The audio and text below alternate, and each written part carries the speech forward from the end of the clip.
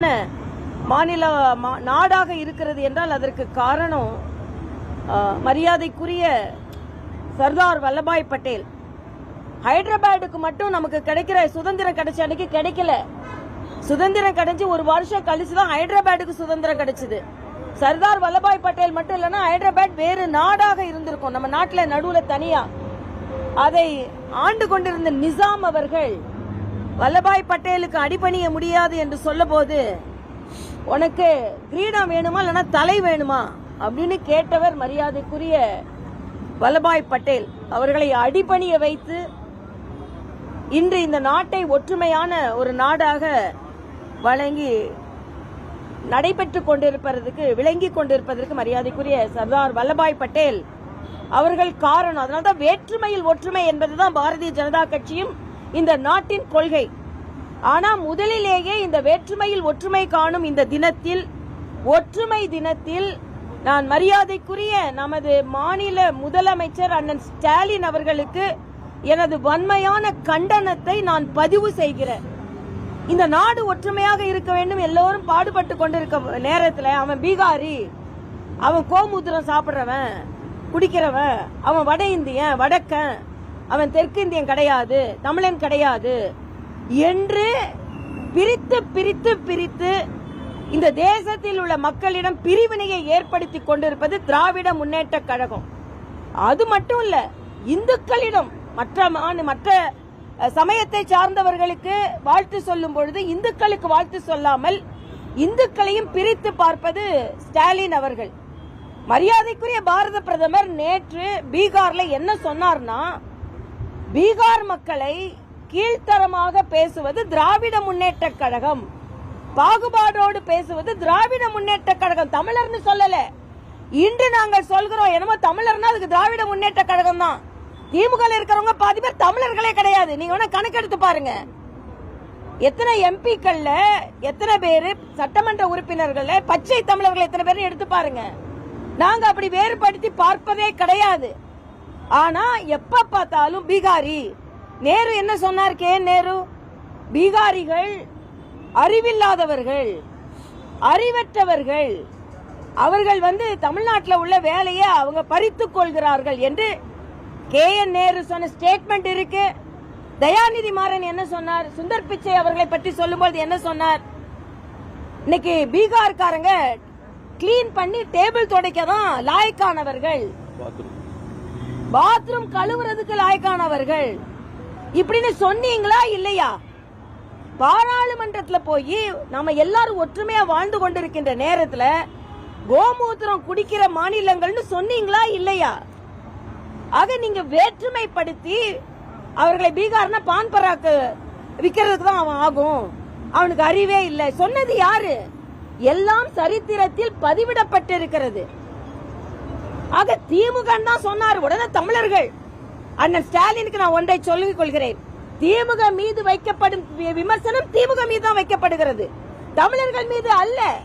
தமிழ் மக்கள் அந்த பீகாரி மக்களோடு ஒன்றாகத்தான் வாழ்ந்து கொண்டிருக்கிறார்கள். திருப்பூர்ல பாருங்க, இன்னைக்கு நம்ம ஊர்ல பாருங்க, அவர்களை எல்லாம் இணைத்துதான் பணியாற்றி கொண்டிருக்கிறார்கள். ஆனால் அதை வேற்றுமைப்படுத்துவது திராவிட முன்னேற்ற கழகம் தான்.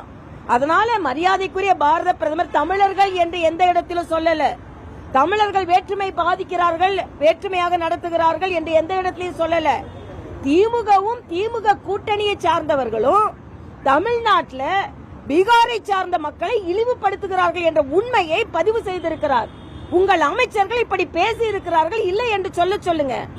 அதனால இன்னைக்கு திராவிட முன்னேற்ற கழகத்தை குறித்து சொன்னதை, தமிழர்களை பற்றி குறித்து சொன்னதாக திரித்து பேசுவதற்கு எனது வடுமையான கண்டனத்தை தெரிவித்துக் கொள்கிறேன். இங்க உட்கார்ந்துருக்கவங்க எல்லாம் தமிழர்கள் தான், நீங்க எல்லாரும் தமிழர்கள் தான்.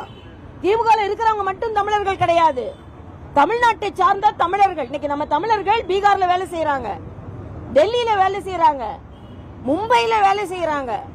எல்லா தமிழர்களுக்கும் கொடுக்க வேண்டிய மரியாதை எல்லா இடங்களிலும் கொடுக்கப்பட்டு கொண்டிருக்கிறது. நாங்க தமிழர்கள் தான்.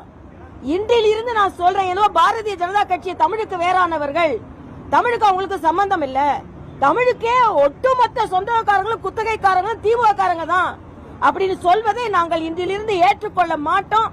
இன்னைக்கு திமுகவை சொன்னதை தமிழர்களை சொன்னதாக திரித்து பேசுவதை நிச்சயமாக 8 கோடி தமிழர்கள் ஒத்துக்கொள்ள மாட்டார்கள். அதனால் ஸ்டாலின் அவர்களின் அந்த பதிவிற்கு நான் கடுமையான கண்டனத்தை தெரிவித்துக் கொள்கிறேன்.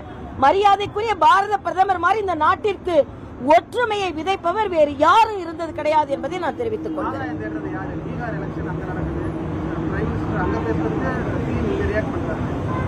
நான் கேட்கிறேன், திராவிட முன்னேற்ற கழகம் இண்டி கூட்டணியில் இருக்குங்க. இண்டி கூட்டணியில் இருக்கும் போது அங்க அந்த இண்டி கூட்டணி எதிர்த்து நிக்கிறாங்க. திமுக இண்டி கூட்டணி இல்லன்னு சொல்லுங்க. பீகார்ல இவங்களை பத்தி பேச முடியாது. நீங்க இண்டி கூட்டணியில ஒரு பகுதியா இருந்து கொண்டு அந்த பீகார் மக்களை நீங்க வன்மமா பேசும் பொழுது, அந்த இந்திய கூட்டணிக்கு எதிராக பிரச்சாரம் செய்யும் பொழுது நிச்சயமா அதை பத்தி சொல்லத்தான் செய்வாங்க. இன்னைக்கு ஸ்டாலின் வேணா அங்க போய் பிரச்சாரம் செய்ய முடியாது. ஏன்னா உதயநிதியோ ஸ்டாலினோ பீகாருக்கு போனா விரட்டி அடிப்பாங்க பீகார்காரங்க. நீங்க அங்க போய் ஒண்ணு வாயை திறக்க முடியாது. அங்கெல்லாம் சனாதன தர்மத்தை பின்பற்றும் மக்கள் உதயநிதி போனா விரட்டி அடிப்பாங்க. அதே மாதிரி ஸ்டாலின் அவங்க நேருவை கட்டுப்படுத்தல, தயாநிதி மாறனை கட்டுப்படுத்தல. பீகார் மக்களை பத்தி பேசினவங்க இங்க வந்து எந்த விதத்துல நீங்க பிரச்சாரம் செய்ய போறீங்கன்னு இன்னும் சொல்ல போனா இண்டி கூட்டணி திமுக கூட்டணி அந்த அதுல அங்கம் வகிப்பதினாலேயே வட இந்தியாவில் தோற்கடிக்கப்படுகிறது என்பதை நான் தெரிவித்துக் கொள்கிறேன். 2 மாதத்திற்கு முன்பு முதலமைச்சர் மு.க. ஸ்டாலின் பீகார்ல போய் பிரச்சாரம் பண்ணாரு. அதற்கு கிடைத்த வரவேற்பு, அதனாலதான் பிரதமர் ஸ்டாலினை பேச வேண்டிய நிர்பந்தத்திற்கு உள்ளாயிருக்கார் அப்படின்னு சொல்லி திமுகவினுடைய பேச்சாளர்கள் எந்த பேச்சாளர் சொல்றாங்க? அதாவது இல்ல பீகார் பாலிடிக்ஸ்ல இம்பாக்ட் ஆயிருக்கு. ஆமா ஆமா இம்பாக்ட் ஆயிருக்குன்னு நீங்களே சொன்னப்ப தமிழ்நாட்டுல இம்பாக்ட் குறைஞ்சிட்டு இருக்கு. ஸ்டாலினோட பேச்சுக்கு தமிழ்நாட்டுல இம்பாக்ட் குறைஞ்சிட்டு இருக்கு. அதுல வேற பீகார்ல இம்பாக்ட் ஆயிட்டு இருக்கான். நீங்களா கற்பனை செஞ்சுக்க வேண்டியதுதான். இந்த எஸ்ஐஆருடைய அனைத்து கட்சி கூட்டம் பாஜக அழைப்பு வந்திருக்கா, பங்கேற்கிறீங்களா? அது என்ன சொல்லிருக்காங்க? அதாவது இன்னும் எங்க கட்சியோட தலைவர் தான் முடிவு செய்யணும். ஆனா நாங்க அதற்கு எதிர்ப்பாக அந்த கூட்டம் நடத்தினால் அதை நாங்கள் எதிர்ப்போம். ஏன்னா இன்னைக்கு எஸ்ஐஆர் என்பது இந்த நாட்டில் உள்ள ஏற்கனவே பல இடங்களில நடந்தபடி நேற்று கூட முன்னாள் நமது தேர்தல் ஆணையராக இருந்த மரியாதைக்குரிய கிருஷ்ணமூர்த்தி அவர்களும் சொல்லியிருக்கிறாங்க. என்ன சொல்லியிருக்கிறாங்கன்னா, அந்த எஸ்ஐஆர் தேவை. பல நேரங்களில் இந்த கிளென்சிங்னு சொல்லுவோம்ல, கொஞ்ச நாளைக்கு முன்னால் உங்களுக்கு தெரியும் மாநகராட்சி தேர்தலில் திராவிட முன்னேற்ற கழகத்தின் அராஜகத்தினால் தேர்தலை ரத்து செய்யப்பட்டது. எதனால? அதே மாதிரி 1967 இருந்து நான் சின்ன பிள்ளையார்ல இருந்து அரசியல் குடும்பத்தில் சேர்ந்ததுனால ஒரு பிரேசனை அடிக்கடி கேள்விப்படுவது உண்டு. தமிழ்நாட்டில் இறந்தவங்க எல்லாம் எங்கேயாவது அவங்கள சந்திக்கணும்னா திராவிட முன்னேற்ற கழகம் ஒரு லிஸ்ட் வச்சிருப்பாங்க. அந்த வாக்காளர் லிஸ்ட்ல போனீங்கன்னா அவங்க இருப்பாங்க அப்படின்றதான். ஏன் பதற்றம் கேட்கிற ஸ்டாலினுக்கு? ஏன் பதற்றம்? சரியான முறைப்படி தேர்தல் பட்டியல் தயாரிக்கப்பட இருக்கிறது. ஏன் உங்களுக்கு பதற்றம்? அந்த பதற்றத்துல நீங்க என்ன செய்ய போறீங்க? ஒண்ணு பிரச்சனை இல்லைன்னா நீங்க பாட்டுக்கு விட வேண்டியதானே. தேர்தல் ஆணையத்தை சார்ந்த அதிகாரிகள் 3 முறை வரப்போகிறார்கள். உங்களுக்கு அப்செக்ஷன் இருந்தா சொல்லுங்க. அதே மாதிரி பட்டியல் வந்த உடனே அந்த பட்டியல்ல உங்களுக்கு நான் கேக்குறேன், பீகார்ல 65 லட்சம் பேரை நீக்கிட்டாங்க, பெண்கள் எல்லாம் நீக்கிட்டாங்க, சிறுபான்மையினர் எல்லாம் நீக்கிட்டாங்க. அந்த 35 லட்சம் பேர் ரோடுக்கு வரமாட்டாங்களா? ரோட்டுக்கு என் ஓட்டு எங்கன்னு கேட்க மாட்டாங்களா? சொர்க்கத்துல தான் போய் கேட்கணும். அதனாலதான் இவங்க சொல்றாங்க, மன்மோகன் சிங் ஆட்சி காலத்துல எஸ்ஐஆர் நடந்தது, நேரு காலத்துல எஸ்ஐஆர் நடந்தது, 10 ஆண்டுகளுக்கு ஒரு முறை எஸ்ஐஆர் நடந்தது. இல்ல முதலமைச்சர் சொல்றாரு, தேர்தல் வரும்போது என்ன அவசரமா? தேர்தல் வரும்போது தாங்க அவசரம். நான் போட்டி போட்ட தென் சென்னையில 20,000 ஓட்டு டி நகர்ல காணோங்க. எங்களுக்கு ஓட்டு போட்டு எங்க கவுன்சிலருக்கு ஓட்டு போட்டாங்கன்ற காரணத்துக்காக காணோம். என்னொன்னு, உங்க அதிகாரிகள் தானே இங்க வெரிஃபை பண்ண போறாங்க, உங்க அதிகாரி தானே பண்ண போறாங்க. இல்ல என்ன பதற்றம்னு கேக்குறேன். அதாவது என்னொன்னு, நான் முதலமைச்சரை வன்மையா கண்டிக்கிறேன்.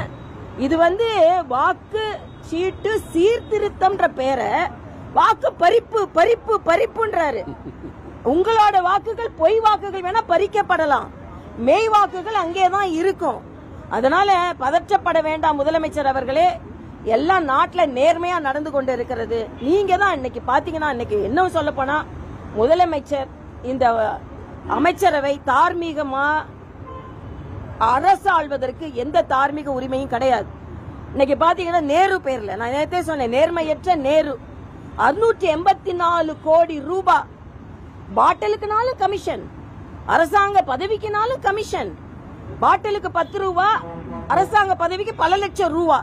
இதான் இன்னைக்கு உள்ள தாரக மந்திரமா தமிழ்நாட்டுல இருக்கு. அதே மாதிரி இந்த சதுப்பு நில காடுகள், உலக அரங்கில சதுப்பு நில காடுகள்ல யாரு கை வைக்க கூடாது என்று சுற்றுச்சூழல் பிரகடனம் இருக்கும்போது அதுல கை வச்சிருக்காங்க. அதனால தோல்வி அடைந்த திராவிட முன்னேற்ற கழகம், மரியாதைக்குரிய பாரத பிரதமர் திமுகவை தான் சொன்னாரே தவிர நிச்சயமா தமிழர்களை சொல்லல. தமிழர்களை கொண்டாடி கொண்டிருக்கிறார் மரியாதைக்குரிய பாரத பிரதமர் என்று தெரிவித்துக் கொண்டார். ஒடிசா தேர்தல் பிரச்சாரத்தின் போது இந்த மாதிரியான ஒரு கமெண்ட்ஸ் வந்தது.